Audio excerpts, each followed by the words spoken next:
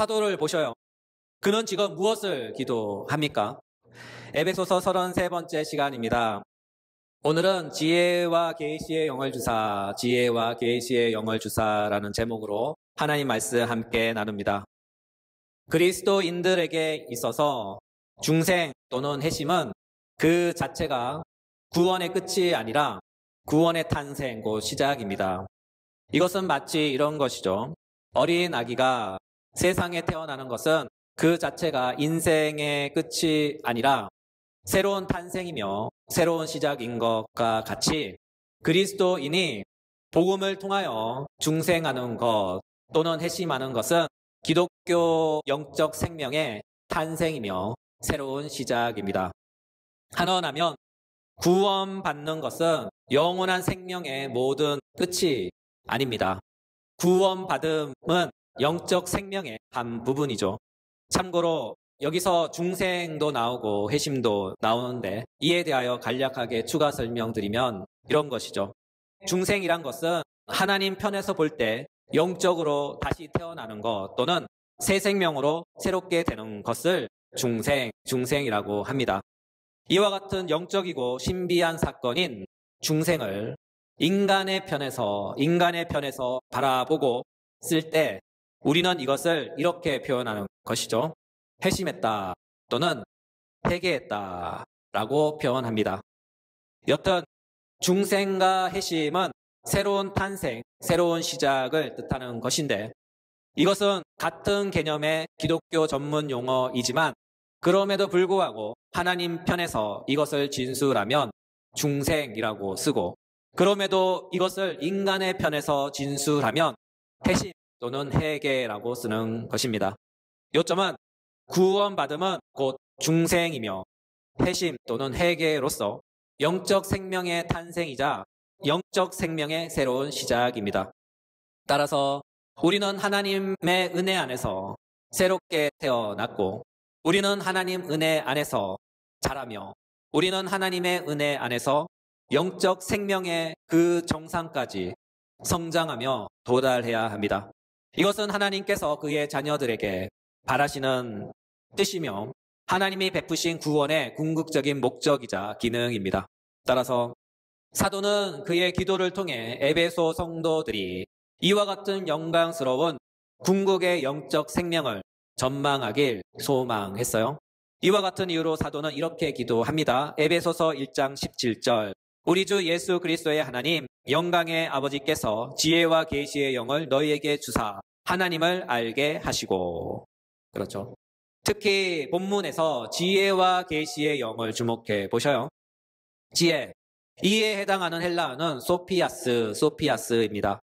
이 단어는 구약 성경에서 종종 실천적인 지식을 가리키는 데 사용했고 사도 바울은 이 단어를 그리스도 안에서 하나님이 행하신 일들을 이해하는 것과 관련하여 사용합니다. 또한 계시는 헬라어로 아포칼립세우스인데 이 단어는 드러남, 출현, 계시 등의 뜻으로 주로 감추어진 진리를 알려주는 행위를 표현할 때 사용합니다. 또한 여기서 영은 헬라어로 푸뉴마입니다. 이에 대한 다양한 견해들이 있지만 본절에서 이 단어는 성령으로 보는 것이 문맥상 더 자연스럽다고 합니다. 이를 종합해 보면 지혜와 계시의 영은 성령 하나님으로 말미암는 직관적인 지식 그리고 성령 하나님으로 말미암는 획득되는 행위로서 곧 성령 하나님의 일하심입니다. 이와 같은 성령 하나님의 일하심의 결과는 무엇일까요? 바로 하나님을 알게 하신다. 그렇죠. 사도가 기도하고 간구하는 것, 그의 영혼의 간절한 바람은 바로 우리가 하나님을 알게 되는 것입니다. 이것은 기도에 있어서 아주 중요한 핵심이에요. 이것은 기도의 목적과 용도가 무엇인지 우리에게 알려주는 아주 중요한 교훈입니다. 왜냐하면 우리는 우리의 기도의 목적과 용도를 갖고 있기 때문이죠. 우리는 기도합니다. 하나님, 내 남편이 사업을 시작했는데 사업 망하지 않고 잘 되게 해주세요. 사업 잘 되면 하나님 덕인 줄 알고 11조도 잘하고 감사 헌금 한턱 거나하게 쏠게요 라고 기도합니다. 또는 이렇게 기도합니다. 하나님 이번에 영끌에서 땅을 하나 샀는데 대박 나게 해주세요. 만약 대박 나면 하나님 덕인 줄 알고 교회에 감사 헌금 많이 할게요 라고 기도합니다. 또는 자녀들을 위해서 이렇게 기도하기도 하죠. 하나님 이번에 자식들이 꼭 수능 잘 봐서 인류대에 합격할 수 있도록 해주세요 라고 기도합니다. 이것은 예를 든 것이지만 그럼에도 불구하고 이런 유사 내용들이 우리의 기도들입니다. 한마디로 우리는 우리의 기도를 한다. 우리는 우리의 기도를 한다. 한원하면 우리가 기도하는 모든 것은 사람의 기도, 우리 중심적 기도, 옛사람의 기도들입니다. 내 인생이 잘 되고 내 가정이 잘 되고 내 사업이 잘 돼서 번창하고 대대손손 잘 먹고 잘 사는 형통을 위한 기도입니다. 이것은 사람의 기도입니다. 이것은 육신에 속한 기도입니다. 이것은 우리 중심적 기도예요. 달리 말하자면 이것은 성경이 가르치는 기도의 모범은 아니다. 이것은 성경이 가르치는 기도의 모범은 아니다. 물론 필요해요. 우리는 이미 구원받았지만 완전히 구원받지 못했죠. 우리의 육신은 아직 이 세상에 속해 있기에 이 세상에 속한 많은 것들로 우리의 육신을 채우고 가꾸어야 합니다. 그래서 우리는 연약한 육신을 위해 아직 이 땅에 속한 우리 육신의 필요를 위해 많은 기도 제목과 목록과 그에 대한 기도를 하는 거죠. 그러나 우리의 기도는 너무나 거기에 그 자리에만 머물러 있죠. 그래서 문제인 거예요. 우리 주님은 이와 같은 연약함에 사로잡힌 우리들에게 이런 말씀을 하셨어요. 마태복음 6장 25절부터 32절 중간중간에 생략되어 있습니다. 내가 너에게 이르노니 목숨을 위하여 무엇을 먹을까 무엇을 마실까 몸을 위하여 무엇을 입을까 염려하지 말라. 목숨이 음식보다 중하지 아니하며 몸이 의복보다 중하지 아니하냐. 공중의 새를 보라. 심지도 않고 거두지도 않고 창고에 모아들이지도 아니하되 너희 하늘 아버지께서 기르시나니 너희는 이것들보다 귀하지 아니하냐. 내가 너희에게 말하노니 솔로몬의 모든 영광으로도 입은 것이 이 꽃 하나만 갖지 못하였느니라. 오늘 있다가 내일 아궁이에 던져지는 들풀도 하나님께서 이렇게 입히시거든 하물며 너희일까 보냐. 믿음이 적은 자들아 그러므로 염려하여 이르기를 무엇을 먹을까 무엇을 마실까 무엇을 입을까 하지 말라. 이는 다 이방인들이 구하는 것이라. 너희 하늘 아버지께서 이 모든 것이 너희에게 있어야 할 줄 아시느니라. 하나님 아버지께서 이 모든 것이 너희에게 있어야 할 줄 아시느니라. 이 긴 구절을 읽었지만 요점은 우리의 바른 기도의 내용은 먹고 사는 문제, 육신의 것, 세상의 것들이 아니라는 거죠. 왜냐하면 하나님은 이미 우리에게 무엇이 필요한지 다 알고 계시기 때문에 필요할 때마다 그때그때 다 채워주신다 하는 거예요. 사실이 그래요.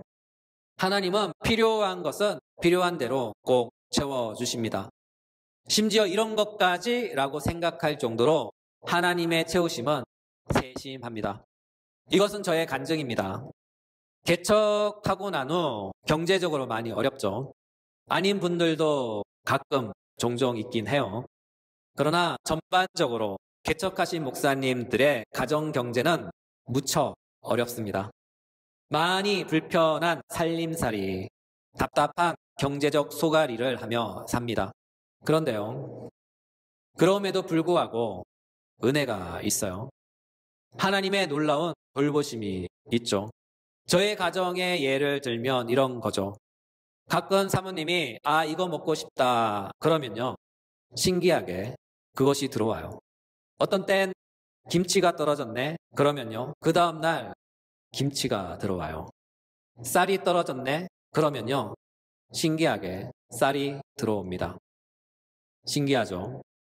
자녀 문제도 그래요. 딸내미를 뭐 좀 시켜야 하는데 이런 생각을 하고 고민하잖아요. 그러면 그 고민, 그 문제가 어린이집을 통해서 다 해결이 돼요. 하여 자녀 교육 문제, 입히는 문제, 먹이는 문제 등등 이 모든 것이 필요할 때마다 자연스레 해결이 되죠. 한 가지 예를 더 들어볼까 합니다. 제가 개척교회 하잖아요. 개척교회를 하는데 교회 건물이 없죠. 매주 연습실을 빌려서 합니다. 여기가 연습실이죠. 그것도 예배 시간만 빌려서 해요. 이렇게 예배한 지도 만 7년이 넘어갑니다. 성도도 많이 없어요. 많이 없는 정도가 아니라 거의 없죠. 몇 분밖에 없습니다. 만 7년 했는데 그 횟수에 비하면 열매는 거의 꽝이죠. 이를 볼 때 가끔 회의가 들긴 해요. 내가 지금 뭐 하나 싶고 이게 맞나 하는 생각도 들곤 합니다. 그럼에도 불구하고 지난 세월을 뒤돌아 볼 때 모든 것이 하나님의 은혜였구나. 모든 것이 하나님의 은혜구나 하는 그런 생각이 듭니다. 제가 만 7년 동안 개척교회 하면서 그동안 저보다 앞서거니 뒤서거니 하면서 화려한 출발로 개척하신 분들이 몇 분 됩니다. 지금도 하시는 분들이 계시긴 하지만 그분들 중 많은 대다수의 분들은 도중에 교회 문 닫았죠. 그러나 저는 만 7년을 버텼잖아요. 예배당도 없는데, 성도도 거의 없는데, 그 코로나 시대에도 문 닫지 않고 지금도 하고 있죠. 놀랍죠. 또한 1년에 한 번씩 임대료를 내지만 지금까지 임대료를 밀린 적이 한 번도 없어요. 1년치 임대료를 낼 때면 정말 기가 막힌 타이밍에 정말로 생각지도 못했던 분을 통하여 임대료가 해결이 됩니다. 그래서 지금까지 버티며 하고 있는 거죠. 이것은 저의 간증이자 예입니다. 본론으로 돌아와서 우리의 기도는 현 시점에서 조금 교정받을 필요가 있지 않나 하는 그런 생각이 듭니다. 사도를 보셔요. 그는 지금 무엇을 기도합니까? 네, 그는 지금 우리가 하나님을 더 잘 알도록 기도하고 있어요. 이를 볼 때 사도 바울은 언제나 하나님 중심적 기도입니다. 달리 말해서 그는 자신의 필요를 위해 기도하는 것이 아니라 당신의 성도들의 필요가 무엇인가 살피고 그것을 구하고 기도하는 거예요. 그것도 그들이 지금 영적으로 무엇이 가장 필요한가 하는 영적 부모의 마음으로 그들의 필요를 고민하고 파악하여 그것을 위해 날마다 기도하고 있는 거죠. 이와 같은 까닭에 에베소 성도들이 필요한 것 중 하나는 그들이 하나님을 아는 것이 필요했어요. 알다. 사도가 사용한 이 단어는 매우 강하고 힘 있는 단어입니다.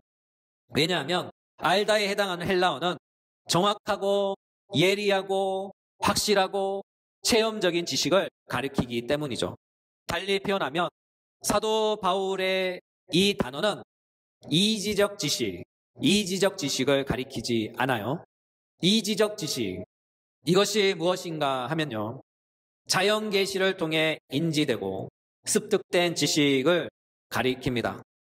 이와 같은 자연 계시의 범주에는 창조가 있죠. 하나님이 창조한 세상은 살아 움직이는 거대한 성경책입니다. 하나님은 당신의 전능하심으로 측량할 수 없는 지혜로 그리고 그 지식으로 이 세상을 창조하셨어요. 따라서 이 세상은 하나님의 전능하심과 하나님의 측량할 수 없는 지혜와 지식의 그 모든 흔적과 조각들로 충만합니다. 이와 같은 맥락에서 세상은 거대한 하나님의 성경책입니다. 또한 이와 같은 이지적 지식에는 문화와 예술, 역사, 철학과 과학적 지식들이 있어요. 또한 특별 계시의 영역으로서 십계명과 율법이 있습니다. 우리는 십계명과 율법을 통하여 하나님이 어떤 존재이시며 그분의 본질은 무엇이며 그분의 성품은 어떠하신가를 배우고 알며 습득할 수 있어요. 그러나 그럼에도 불구하고 이와 같은 지식은 사도가 강조하는 지식, 곧 직관적이고 체험적인 지식은 아니에요.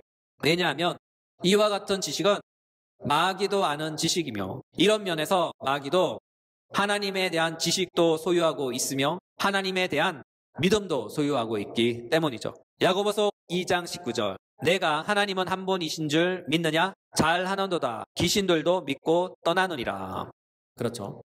사도 야고보는 말씀하시죠. 마귀도 하나님은 한 분이신 줄 믿는다.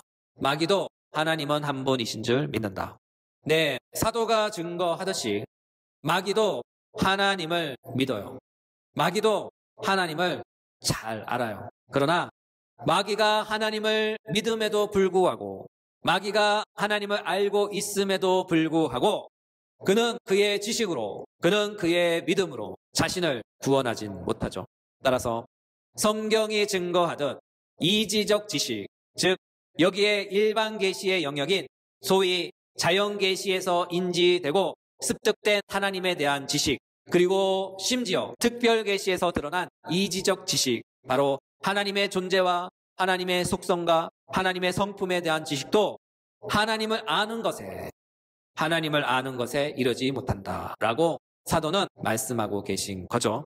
그렇다면 사도가 말씀하시는 이 지식은 어떤 종류의 지식일까요? 이 지식은 바로 하나님에 대하여 무엇인가 특별하게 직접 체험하고 개인적으로 알기 시작한 지식이라는 거예요. 요한복음 17장 25절 26절, 의로우신 아버지여, 세상이 아버지를 알지 못하여도 나는 아버지를 알았사옵고 그들도 아버지께서 나를 보내신 줄 알았사옵나이다. 내가 아버지의 이름을 그들에게 알게 하였고 또 알게 하리니. 그렇죠? 사도가 본문에서 강조하는 지식은 바로 이런 종류의 지식입니다. 예수님께서 그의 아버지를 직접 아는 것과 같이 직접 아는 지식, 체험된 지식, 친밀한 지식입니다. 이것이 바로 하나님을 알고의 잠뜻입니다. 지금 우리에게 필요한 지식이 바로 이런 종류의 지식이에요. 하나님을 직접 대면하여 아는 것, 하나님을 직접 만나서 아는 것. 달리 표현하면 사도 바울이 말하는 지식은 하나님의 임재를 의식하는 지식이며 하나님의 임재를 그의 영어로 느끼는 지식입니다. 이로 인하여 구약의 믿음의 선조였던 욥은 이렇게 우리에게 간증합니다. 욥기 42장 5절, 내가 주께 대하여 귀로 듣기만 하였사오나 이제는 눈으로 주를 배움나이다. 내가 주께 대하여 귀로 듣기만 하였사오나 이제는 눈으로 주를 배움나이다. 따라서 지금 우리에게 필요한 것은 바로 귀로만 듣는 지식이 아닌 눈으로 주를 배우는 지식, 눈으로 주를 보는 지식이 필요합니다. 한원하면 매주일 성경을 읽고 듣고 또는 목사님들의 설교를 듣고 혹은 성경 공부를 통해 배우는 지식이 아니라 기도를 통해 혹은 설교를 통해 하나님의 임재를 느끼며 그분이 내 곁에 계심을 의식하는 지식, 바로 체험적이고 직관적이며 생동감 있는, 현장감 있는 그런 지식입니다. 이것이 바로 하나님을 알고의 잠뜻입니다. 사도는 우리에게 이런 종류의 지식이 필요하다고 강조합니다. 하나님의 임재를 의식하며 느끼는 지식, 하나님을 보는 지식, 체험적인 지식, 이것이 필요해요. 이와 같은 보는 지식, 달리 말해서 하나님의 임재를 의식하며 느끼는 지식은 바로 성령 하나님의 계시를 통해 하나님을 보는 지식입니다. 고린도전서 2장 10절, 오직 하나님이 성령으로 이것을 우리에게 보이셨으니 성령은 모든 것 곧 하나님의 깊은 것까지도 통달하시느니라. 이로 인하여 사도는 오늘 우리를 위해 이렇게 기도합니다. 우리 주 예수 그리스도의 하나님, 영광의 아버지여, 지혜와 계시의 영을 오늘 설교를 듣는 하나님의 모든 백성들에게 주사 그들 모두가 하나님을 알게 하소서. 이번 한 주도 살아가면서 하나님을 직접 알고 체험하고 임재를 느끼며 하나님을 보는 지식들로 충만한 일주일을 살아가시길 예수님의 이름으로 축복합니다.